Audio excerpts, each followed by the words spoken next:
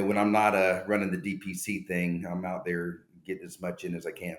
Okay, so when you say the volcanic region, you're not meaning like active volcano, are you? I am. So the active volcano is actually called El Fuego, and so his nickname is Puff. And Mhm. so it actually erupted about 5 years ago. And so while one of my mission teams was there, and so it was getting ready to erupt, so they had to get out of the area, and then they got stuck at the airport for a few days waiting for the smoke to clear. So, you think there's a good metaphor for direct primary care with an erupting volcano? Can you make a metaphor for me? I think that is it, right? Direct primary care exploding into the health system like a volcano in Italy. There you go. All right. Well, I think Pompeii, that right? Pompeii. No, wait, everybody died there. I don't Oh, think we want that one. we don't.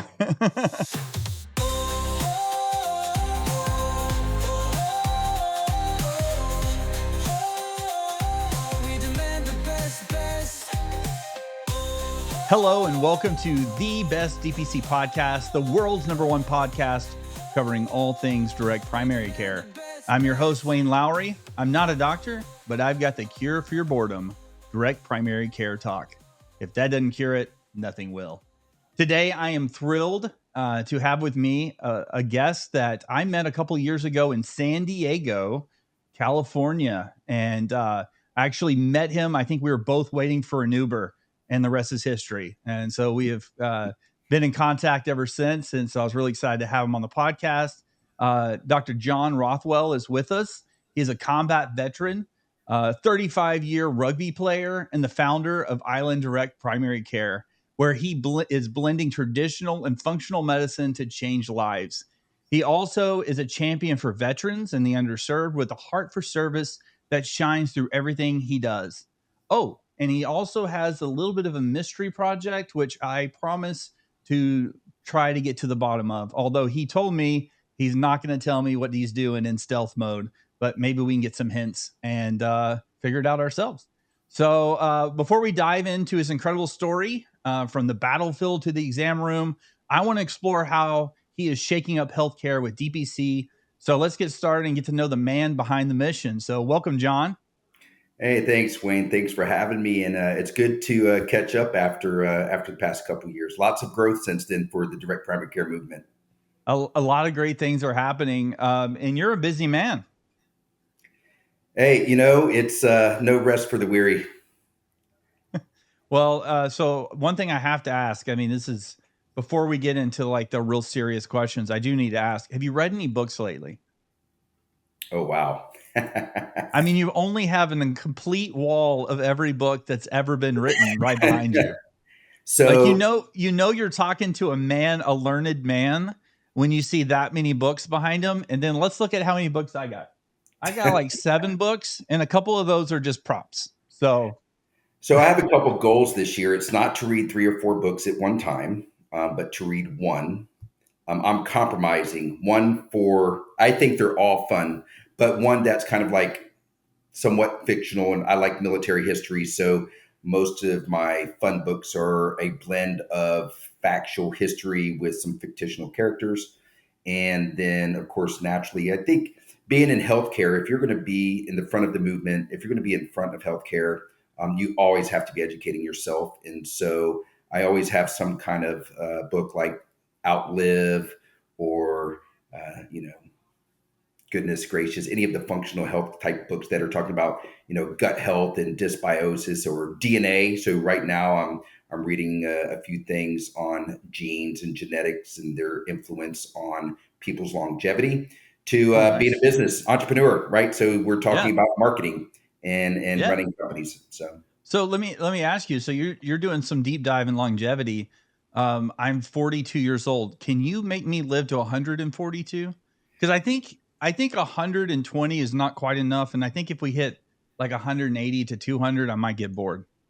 I think 140 is a long time, but I think there was a lady in France that thought she was going to die young, and a guy offered to buy her apartment, and she said she'd sell it to him when she died. And so he bought the apartment. She got to live there for free, and she lived to be 120 years old, and she actually outlived him. So that's interesting. So I don't think any of us can really tell how long longevity is. I think the most important thing is, can you live healthy long, right? So do you have a real health span with your increased lifespan? So, so obviously part of that is a good diet and lots of exercise. So for a man who has been playing rugby for 35 years, tell me a little bit about that. How are you still actively involved in such a physical sport? Sure. So here at Island Direct Primary Care, we actually talk about nutrition as fuel versus diet, and we don't talk about exercise, but we talk about movement and more specifically functional movement and moving in your daily life, whether it's working in your yard or working in your extracurricular activities. Rugby demands a tremendous amount of physical fitness, emotional fitness, and mental fitness. And so, taking that holistic approach there has kind of really helped me, my military background. I stopped playing competitive men's rugby at 47. So I'm going to be 55.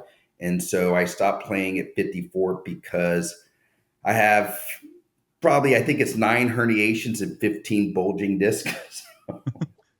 Is that a record? I'm not a doctor. I have no clue, but I want to be able to enjoy the rest of my life and hike and travel and stuff like that with my spouse, Wendy. And so it was time to hang up the boots. I still coach. I'm the team chaplain. I'm the team trainer. We have 4 physicians, MDs and DOs that work emergency medicine on the team. But Wow. being a doc, and that's the military term for medics and corpsmen. I do all that too, and so I'm the guy suturing everybody up on the sideline. Wow. I will tell you that I've always been fascinated with rugby. I kind of wish it would take off more as the main sport in the US. I think it'd be a lot of fun. Unfortunately, where I live, there's a lot of soccer. And on one hand, you got rugby players who are like in the pit. They're like fighting against each other and like, I don't know, biting or whatever they do. And like scrambling and like doing everything and no complaints. Soccer player, the wind shifts in a different direction, they fall down, grab their legs. So as you can, to me, rugby it's far superior of a national option, in my opinion, than soccer. So Well, I that's was at my the hot national. political take. We were at the national championship in Austin, so I know you're still in Texas, right? Yeah, yes, I Yeah, and am. so we had the national championship in Texas last year, and so my home club, where I'm the team trainer, actually went. We actually lost to Austin in the last 90 seconds of the game to go to the national championship final. So Oh man, I never made it out of district, and I was homeschooled. So my sister beat me at every activity. Um, so you started your career off as a flight medic in the Army. You want to talk a little bit about that and how that shaped maybe your perspective and your view of direct primary care? yeah, in the military, you have lots of training, lots of opportunities to get the experience to be autonomous. And so that has its risk, right? Because of scope of practice and these kind of things. When you're in a infantry environment or when you're out on a helicopter, you kind of have to be able to adapt and overcome and really truly know what you're doing from an emergency perspective. So being an EMT paramedic early on in my career afforded me that opportunity to gain that experience. What's interesting though is we had 468 guys in my unit, and we had no MD or DO. And so we're stuck in the middle of nowhere. And, we had to kind of make the call. We had a flight surgeon that we reported to, and that was kind of like our supervising physician. And so that kind of set things up for me to want to do the most I can for the people that I'm working with. And so that's kind of where I kicked it off. I survived the Middle East and came home, went to college, and that's where the road began. So you went to college, you went to UCF. Tell us about tell us about that experience and how's your football team this year? Oh goodness. So yeah, at UCF, I had to do that a couple times because I was on the rugby team. But so I got my nursing degree from University of Central Florida, my bachelor's, master's, and my doctorate there. I was faculty for 7 years. My primary focus was health promotions, population health management, taking some doctorate students through their dissertation, and health physical assessment, diagnostic reasoning. And regarding our football team, so I sit on the 50-yard line for season tickets, and Nice. so we're kind of hoping that Scott Frost is able to come back and do the same thing he did the first time he was here. But either way, it's just good sports, and I believe in the university and what its mission is. Matter of fact, one of the things that I will share is we just announced our first endowed scholarship for University of Central Florida for nurse entrepreneurs, and so this is a focus on how to help nurses get into the workforce from an entrepreneurial perspective. That's an awesome program. I think it's going to make a lot of, hopefully, with your influence, it'll push more people towards the DPC space. That's the goal. Nice.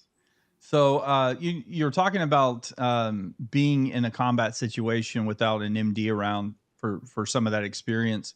How did that, in your mind, influence how you deal specifically with patients? Because I'm sure you're seeing patients that you may have somebody come in that never been to a doctor before, and they're rough around the edges and they're fearful, so they lash out. I'd imagine there might be some of that from your past experience. So how does that kind of tie into your doctor patient relationship? Yeah, that's a great question, Wayne. So you have nurse practitioners and physicians assistants have very similar roles, although their education is different. And then you have your medical doctor and your doctor of osteopathic medicine. I know we weren't going to go down that road because it's not a kind of a us versus them thing. It's really a scope of practice thing. And so what combat environment taught me was you need to know what you don't know and then work within that scope of practice. And so in our practice, and so I have three nurse practitioners working here at Island Direct Primary Care.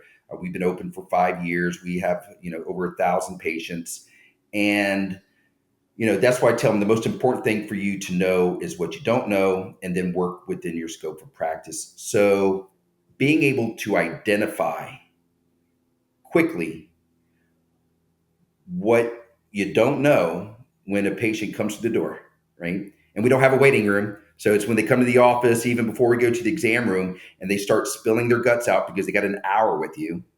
You need to quickly be able to determine, okay, is there something here that what do I not know? Because they do come to you for the acute care environment, right? They're not going to urgent care.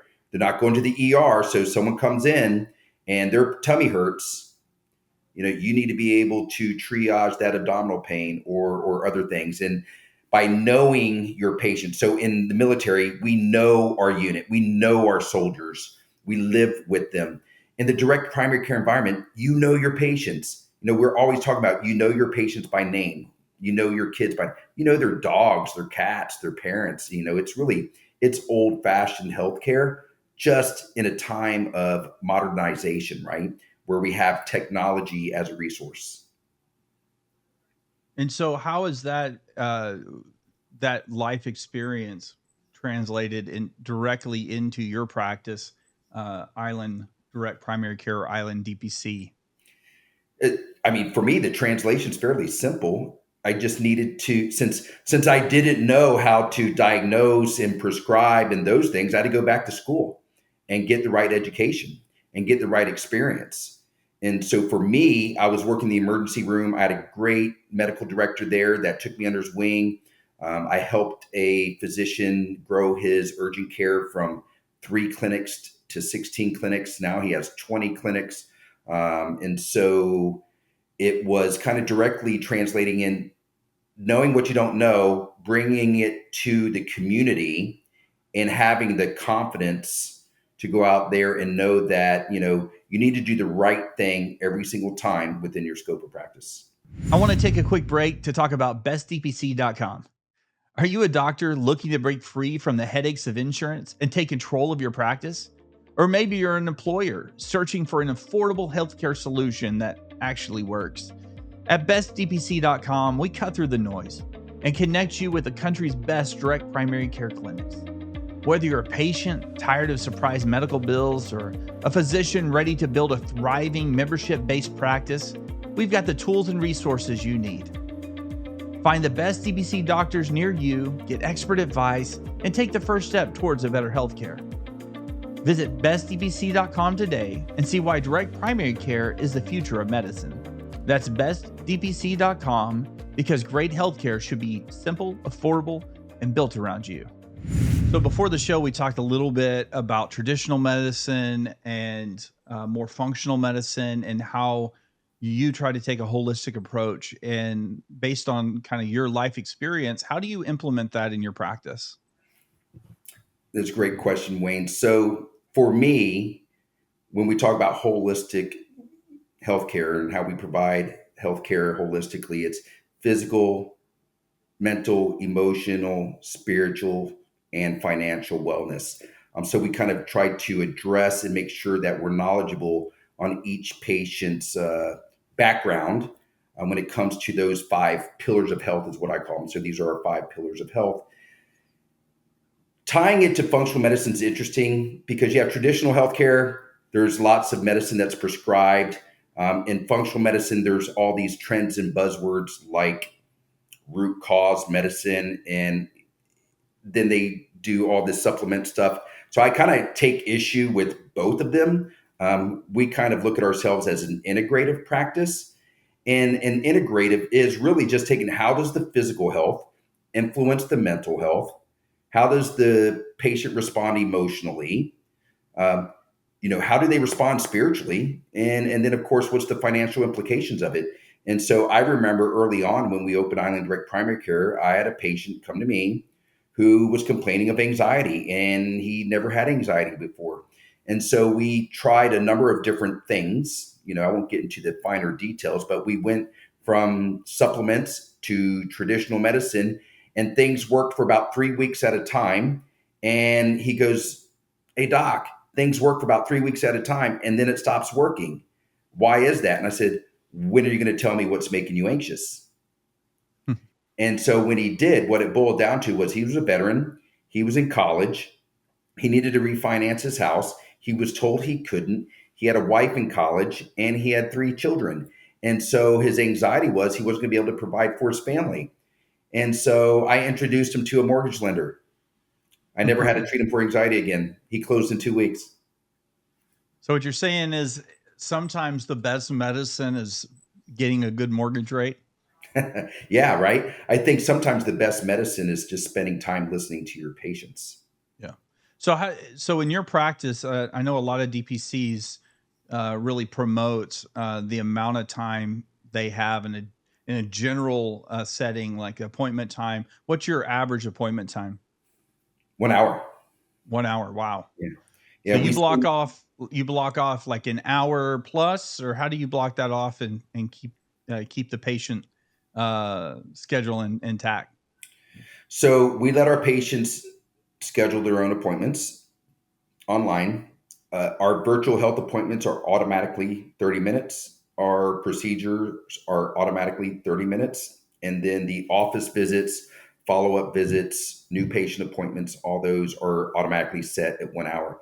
And so, realistically, if they're willing to embrace the technology, then they self schedule. Of course, we have a office manager and operations manager, and so they can call in and schedule that way as well.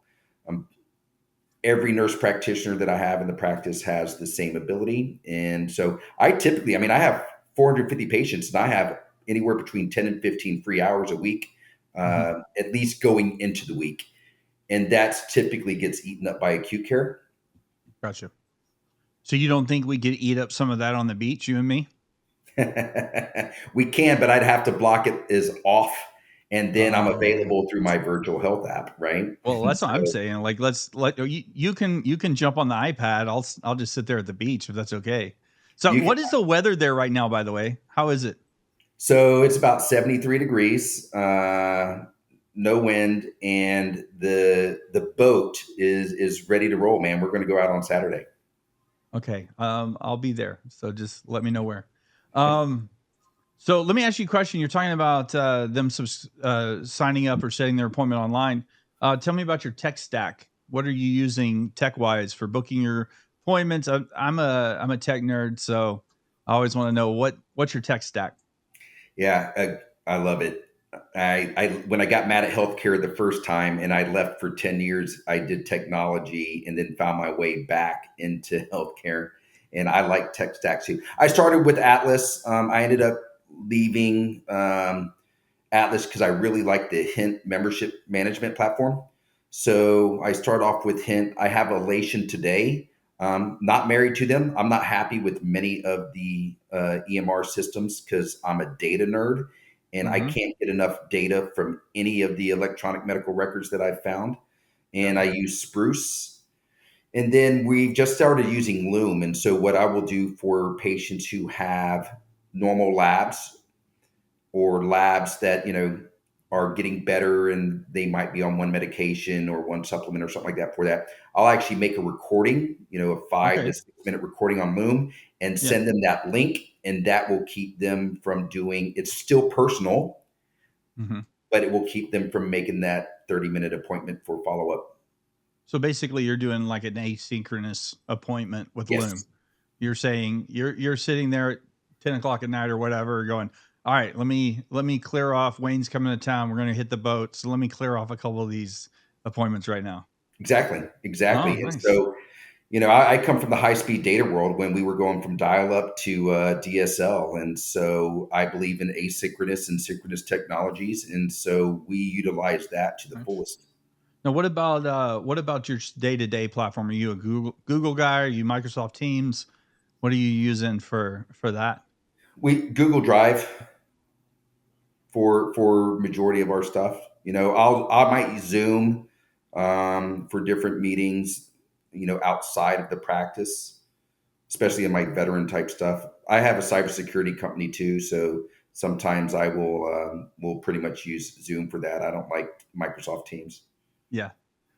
Ah, that seems like a podcast conversation for another day because I want to hear about your security team. That as well. I remember when we met, that seemed like to be one of the topics was, "Hey, how many businesses do you run?" So that's really interesting. Well, so let me ask you back on your practice specific before we kind of move into some of your other passion projects. What would you say is really something that is just tangible that you've noticed being in direct primary care, maybe a success story or just something you see time and time again that gives you that fire to keep coming back to work, keep coming back to the office? What is it in particular that success that you've seen that just keeps you motivated? To be honest, I think it's two two areas, and they're not my greatest areas of is it so my population is between 25 and 44. That's about 34% of my population. Another 34, 35% is between 45 and 64. It's my elderly population and my pediatric population, I think, actually brings me the greatest joy and Mhm. keeps me passionate. Uh, Good example is I have a young family. Mom is 28 years old. She has a 4-year old, a 2-year old, and has a 2-month old. And I've been with them since that baby was 5 days old. So I did the first well baby, well check. The 4-year old gets influenza. Mom calls me. She's, scared, concerned because she has a 2-month old at home. And there's always risk with young babies, especially if they're under the age of 90 days old. And so we kind of set up a system, what I call a comfort system for her, because my moms have kind of a package. They have a otoscope that connects to their phone that they can take pictures for me. They have a, kind of like a remote patient monitoring type Mhm. deal. And so every couple hours when, the 4-year old would wake up and she'd take a rectal temperature, I would get an update, right? And so Oh, it was a long weekend for me, but she felt comfortable, and her husband worked nights, and that's how he provided for the family. They were an entrepreneur, single income. And so just seeing how just was relaxed throughout the whole weekend, even though she was stressed, she was comfortable with what we're doing here at Island Direct Primary Care, that she wasn't rushing off to the emergency room. We had very clear guidelines on what to do when, based off of temperature, based off of symptoms. And that just made me feel good, just being able to, make those young families feel comfortable within their own capabilities. And I think moms are superheroes. And so letting mom know that she's a superhero and that she has this, and even though her husband's away at work, she's going to be able to care for the family. And so that was super cool. On the flip side of that, you know, it's those 90-year-old patients, those 94-year-old patients, the 96-year-old ones where, they're kind of grouchy. They don't want to go to the doctor. They have all these appointments to go to and all these specialists. And so when you get involved, because the family's just sick and tired of taking them all these different appointments, nobody's happy. They can't get anywhere on time because, it's 3 weeks, it's 1 month, it's 45 days. By giving them direct primary care, they're getting the attention and support that they need. And, one of the most beautiful moments that I had in my practice was, I had a 96-year-old female patient, and she was end of life, and we helped the family kind of make that determination. And so we got the phone call, and it said, "Hey, Dr. John, just want to let you, Ma, just she said she's not feeling it, and she's tired." And I said, "Cool. Go sit next to her, give her a hug and a kiss, hold her hand. I'll be there at 5:30." And so we left the office at 5 o'clock, and at 5:30 we went to their house, and we sat with them, and we held them, and we held their hand and stuff like that. You can't get this outside of direct primary care. You don't even get this in concierge medicine, MD, VIP, signature MD, and all that. You don't get that. You get a phone number, and you get the dude that has the business. In direct primary care, I don't care if you're a physician, MD, DO, NP, PA. That's the kind of care, the experience that you get in direct primary care. And so that you can see the passion in my voice as I get excited about that. that is awesome. Yeah, I mean, think about it. When I try to explain direct primary care to someone who doesn't understand, I say, you remember like Little House on the Prairie? Or do you remember, way back in the 1930s and 40s when the doctor would come to your house, when they would know your name? You remember in It's a Wonderful Life when they call the doctor? Like that is direct primary care. It's that relationship. You know them, they know you. I think it's so cool when I see one of my providers, because I mean I'm so blessed. Like my daughter has a provider in TPC. I have a provider.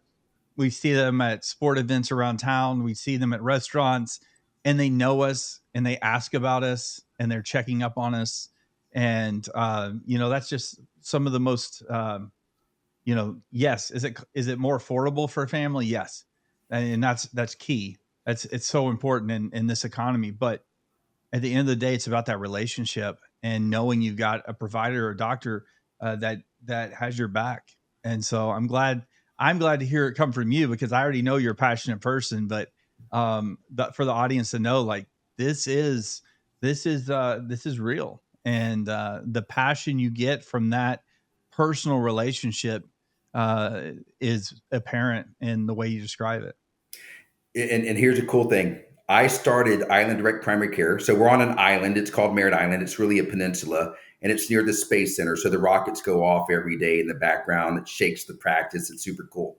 I started my practice with a 1924 bag, doctor's bag, that I bought on Etsy. And I had a 1997 Jeep Wrangler without any doors, without any sides, had just a bikini top, and I did home visits. Okay, that just blows my mind. Here we are, the year 20. When did you start? 2019, 2020? When did you start the Yeah. practice? So yeah, 2019, and Yeah. so it started in 2019, and so we're looking at buying our We have our second place rented. We're doing an overbuild right now. We're putting in an offer on a building across the street, and I'm looking for my third location right now. Wow, look at you from no doors on a Jeep to multi-clinic locations, and in the middle of that, COVID. So here you go.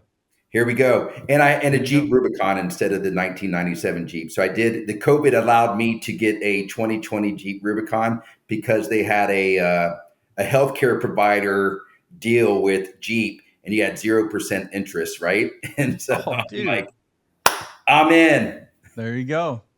There you go. So I want to transition just a moment.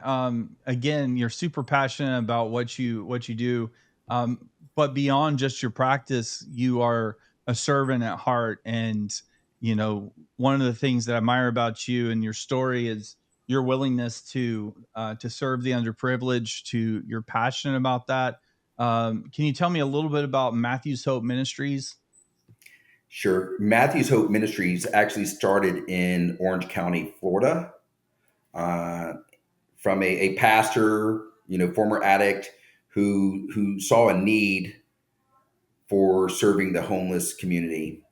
And one of the biggest challenges he had with them was providing them medical care while staying outside of the federal government and federal grant money and stuff like that. He didn't want them to dictate the different things if he was going to accept money from them. Unlike Shepherd's Hope, which is where I did my doctorate work. So I built a radiology center as my doctorate project, saving Advent Health and Orlando Health about $6.4 million their first year that this radiology center was. And so Matthew's Hope expanded into Brevard County. I was writing a feasibility study to start a street clinic for homeless veterans. And in doing the feasibility, it wasn't feasible. So I was kind of crushed. There was a dream gone down, but, I have a strong faith. So God's like, look, dude, you don't need another company. What you need to do is work with someone else and just love on people, just serve people, love them, encourage them, empower them. And Matthew's Hope's motto is help us help themselves. Help us help them help themselves. And so they have these programs that helps the homeless transition outside of homelessness. And so Island Direct Primary Care actually runs the clinic for their guests. We don't call them homeless, we call them guests. So they're our guests Tuesdays and Thursdays. They get a hot shower, they get a haircut, they get food, these kind of things. And then we provide medical care for them. Wow. That's amazing. But you don't stop there. You're also involved in medical missions in Guatemala. So medical missions in Guatemala. So I go there once a year. I'm hoping that I can financially support my team to support them twice a year. Wow. And that would be a goal. I'd like to be able to want to go with them twice a year. And we do this weekend. We have a 5K for fetal medicine. Last week we had a 5K for autism. If someone asks, John, what's your financial goal? I want to make enough money to give away, right? And so it's all about giving it away for me. Your why has to be right.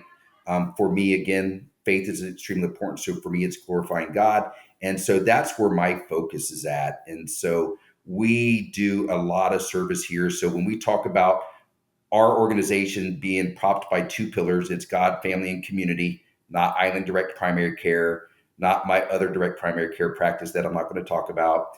And the other pillar would be to be loving, encouraging, and empowering. And so I think if we do those things and we keep that as our primary focus, then we don't lose focus of our why. And we don't lose focus for the original intention of direct primary care, which I think, is, going to be some of the challenges as you see different people entering the direct primary care market space. Take a quick break to talk about scalebyseo.com.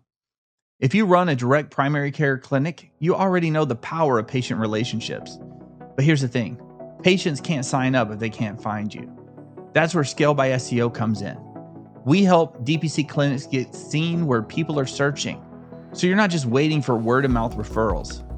With the right SEO strategy, your practice becomes the obvious choice when people are looking for better healthcare options. If you're not showing up where they're searching, you're missing out. Be visible, get found, grow your practice. Don't leave growth to chance. Visit scalebyseo.com today and let's get your clinic in front of the right people. So I caught that. I caught that in the middle of that. Oh, and that one thing I'm not going to talk about. You think I'm going to let that go? No, we're going to circle back on that. So looking into the future, you are an entrepreneur by trade, and obviously you can't talk about it. So I understand. You can't tell us about this new secret project that you're working on, but what can you tell us about the future of John and what John's going to be up to? So I think you have two types of entrepreneurs that enter the direct primary care market. You have your traditional DPCs who want to get out of the system. They want a quality of life. They want work-life balance. And then you have your Clint Flanagans, right? Mm-hmm. Clint's amazing. I actually had the privilege of being a Nextera affiliate. Eric Kroll as well over at Persona Health. Again, I have the privilege of being an affiliate for him with the Second Harvest Food Bank. And so there's different people have different visions on where can we take direct primary care. There's some people that are anti-corporate. There's some people that are corporate. So right now, in the change of the administration, we're seeing a lot of potential change, a lot Mm-hmm. of verbiage. I think if you look at minute 55 of Robert Kennedy's congressional trials, testimony Mm-hmm. early on, where he talks about direct primary care specifically. And so, if we consider the different areas within our communities where direct primary care can fit greater than a small independent practice, that's where I'm looking at. And Mm-hmm. so, where can the sum what's the saying, the sum is greater than its The goods parts. of its parts. Sure. Why not? Yeah, something like that. We'll just trademark that. Whatever you just said, let's just trademark it and put it on a mug and call it ours. So, but my point being is, I think I'm not going to just have Island Direct Primary Care. Direct primary care movement is much greater than myself, Mm-hmm. and when I leave this earth, I want everyone saying that John did everything he could to reach as many people as he could by providing access to the greatest amount of healthcare he could. Yeah. So what are you seeing as far as with your practice and others in the area, how are the brokers, the advisors, the benefit directors, how are they starting to recognize DPC in your area? Because it depends on what part of the country you are. Some places, they're starting to respond. We've got some clinics in my area that have been built around some cities and some visionary leadership in one of the neighboring cities here, and others that are like hitting their head against a brick wall to try to get some traction on DPC. So how is it over in your neck of the woods, Oh, on it's your horrible. peninsula, on your peninsula? On our peninsula. So I'm part of a BNI group. My marketing person's another part of BNI group, and so we both have someone who is an advisor or broker in our groups, and one of them actually belongs to a hybrid organization, an organization that started as DPC, but they couldn't make it work, so they started taking insurance. Oh, Okay, yeah. and so Without saying who they are, I'm pretty sure I know who they are. you know, so that being said, they ended up. So they've been zero help Yeah. other than coming in here and going with me to Health Rosette, actually Rosen Health, meeting with Carolyn Grant over at Rosen Health. We had a meeting there, and on the surface, they get it, but deep down inside, it's not making them any money, so they're not driving that direction. Most of the advisors and brokers here are really focused on the consumer as an individual and not on businesses. So I found it extremely challenging to penetrate that. Now, that being said, I currently just on the 1st of March, we're doing a 30, 60, 90-day plan, an operational plan that focuses on specifically HR directors and benefits advisors and brokers. And so we'll see how that comes out. And so that consists of everything from videos to emails to whatever marketing materials that we can get in front of them, to see if we can't get those business opportunities again. I have about 50 employers as customers. And so I think it's a big market here, especially with the federal government. But it's still very, very challenging here. And so I've mentored 3 DPCs in my community. So they're my competitors. Interesting enough, what they didn't listen to me on was pricing. So I'm actually about 30 to 40% more than they are from a membership perspective. So that's always fun. But they're still not the size we are. Not that size matters. Well, I think when you're talking about growth and sustainability, there's obviously you can only take on so much, and so as you continue to grow and expand, have you started entering any conversations about someone to slide into your practice to help you take on more patients? So I have 3 other providers. Oh, wow. Okay. So yeah, no, and I'm constantly interviewing. So I have my first physicians coming on board in June, and I have 2 nurse practitioners in waiting for the Melbourne office, and I have someone that's wanting to work with me, because I always say nobody works for me; people work with me. Waiting to go up into Titusville, and so at this office, just on the island alone, we already have 3 practitioners, and so where there's 660,000 people in our community. So if someone's listening to this podcast and are thinking about making a change, thinking about leaving traditional healthcare and getting in the DPC space, and they're sitting in 5 feet of snow right now, what would you tell them? Send a resume? I mean, Come on down. If you don't want the entrepreneurial piece and business acumen or entrepreneurial spirit's not your jam, I'm here. If you move down to this area, I'm here. there The you only go. thing I don't do anymore is I do Mentor the pretty much competition. I do everything for no. You know what? Look, I can't educate 660,000 people. Yeah. And so, I mean, you have the podcast. This is new for you. You came from a different organization and you're still pushing to educate the communities on DPC because you know how much it's needed. And so I do too. And I also know that most people don't have my same business acumen or my entrepreneurial spirit. So if they come in and they go to a community that has 16,000 people and they get 500 and they're making $250,000 a year and they have their little business, they're happy, right? And there's still 644,000 people more to go, right? I mean, how many more do I need, right? And so I'm not worried about competition. And this is why I have the conversation with MDs, DOs, NPs, and PAs. We're our own people. We're our own person. People are going to like the way you provide care. People are going to not like the way you provide care. And so there's someone for someone, right? And so Gotcha. they need choice.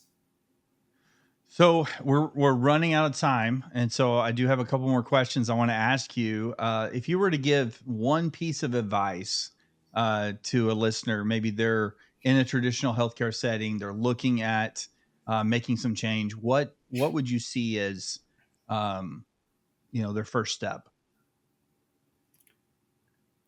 So for me, my first step was, how can I do this legally? And then the second step was, how much work can I put in over the next 2 to 3 months so that I can just go all in? And so I was working in the ER and urgent care. I worked 26 days. I would play 4 days of rugby. Then I'd work 26 days. I'd play 4 days of rugby. And then I put my notice in and I started on January 1st.